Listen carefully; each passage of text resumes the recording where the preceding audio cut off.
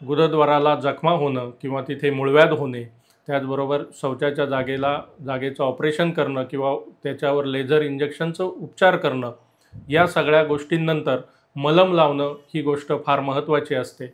बऱ्याच पेशंटला आमचा अनुभव असा आहे की बऱ्याच पेशंट्सला मलम कसा लावायचा हे लक्षात येत नाही.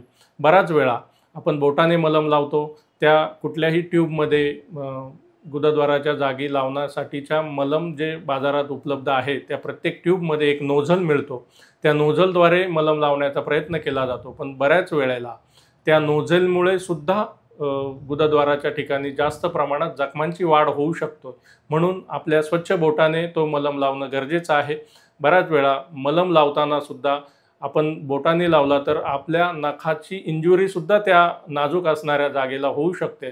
त्यासाठी फिंगर कॉट हा एक चांगला ऑप्शन आहे की त्या फिंगर कॉटवर पूर्ण आपलं पेरभर मलम घेऊन शौचाच्या जागेत आतमध्ये आणि बाहेरून आपल्याला मलम लावता येऊ शकतो.